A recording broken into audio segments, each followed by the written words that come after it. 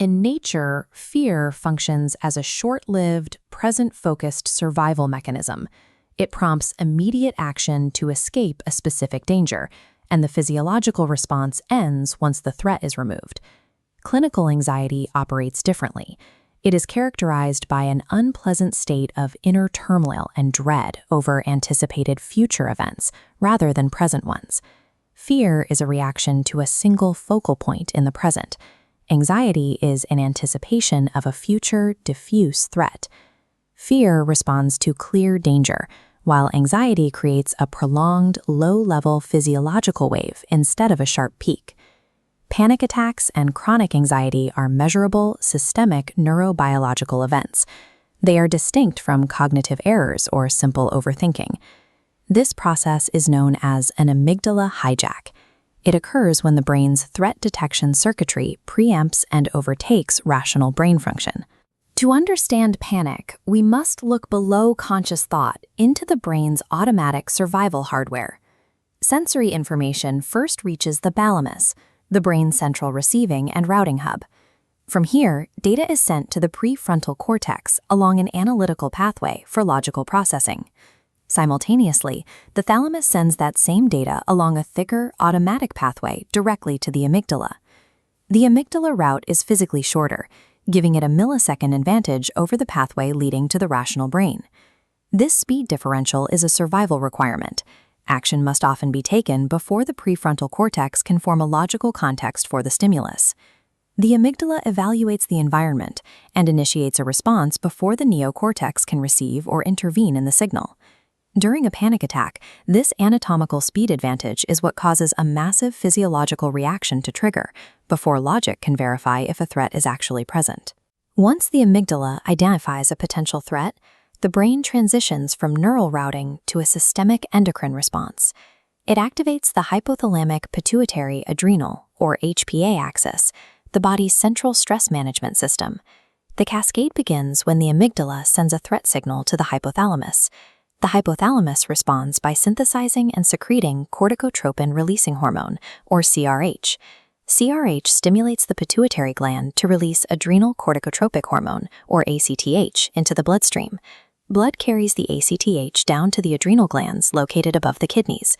The adrenal cortex responds by flooding the body with glucocorticoids, primarily cortisol, to mobilize glucose for energy. Simultaneously, the adrenal medulla releases catecholamines, specifically epinephrine and norepinephrine. This results in sympathetic nervous system overdrive, characterized by tachycardia, hyperventilation, and the cessation of digestion. A panic attack consists of a systemic hormonal flood. Once this HPA axis cascade begins, cognitive attempts to just calm down are ineffective because the survival hardware is already fully engaged. In a healthy state, the prefrontal cortex exerts top-down inhibition. It identifies a false alarm and sends a signal to shut off the amygdala. During a hijack, this regulatory brake fails. The amygdala signal is too strong for the rational brain to intervene. Clinical EEG data provides evidence for this functional imbalance in patients with anxiety. This is frontal alpha asymmetry. These heat maps show electrical imbalances between the left and right frontal lobes, which correlate directly with poor emotional regulation. This asymmetry leaves the brain hypersensitive to negative stimuli, making it difficult to dismiss even minor stressors. This sensitivity is compounded by the insula, a region responsible for interoception, the brain's awareness of internal bodily states. In an anxiety state, the amygdala misinterprets the insula's data, reading a harmlessly elevated heart rate as evidence of a mortal threat. The physical symptoms of panic cause the brain to trigger further panic. This sensory misinterpretation creates a self-sustaining positive feedback loop. To find the source of this loop, we have to look at the microscopic synaptic cleft where neurons communicate. Norepinephrine acts as the excitatory neurotransmitter for the fight-or-flight response. It floods across the synapse and causes the receiving neuron to fire rapidly. It functions as the biochemical gas pedal for arousal and alertness. The brain balances this with gamma-aminobutyric acid, or GABA, its primary inhibitory neurotransmitter. GABA acts as the natural brake, reducing neuronal excitability and promoting a state of calm. In anxiety disorders, the GABAergic system is often impaired. The brain fails to produce enough brakes to counteract the excitatory gas of norepinephrine. Without sufficient GABAergic signaling, excitatory neurotransmitters overwhelm the neural architecture, locking the brain in a state of high alert. Over time, the brain learns to embed these panic states, transforming temporary reactions into permanent patterns. This involves the hippocampus, which is responsible for memory formation and contextualizing fear. The hippocampus may associate a neutral environment, like a car or a crowded room, with the HPA panic cascade, creating new trigger points for future hijacks. Chronic activation of the HPA axis takes a biological toll. Prolonged exposure to high cortisol levels suppresses metabolic processes in the immune system and causes structural atrophy in the brain.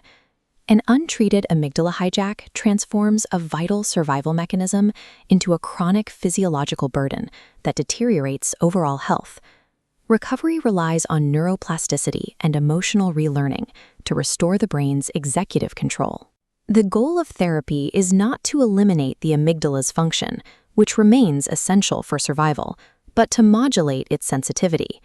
Behavioral therapies, such as CBT, work by training the neocortex to re-establish strong top-down inhibition, allowing the rational brain to suppress amygdalar hyperactivity.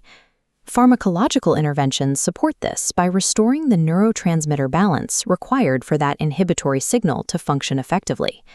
Anxiety is a mechanical miscalibration of a survival system. Through targeted neuroplasticity, the brain can be retrained to accurately evaluate threats and override the false alarm.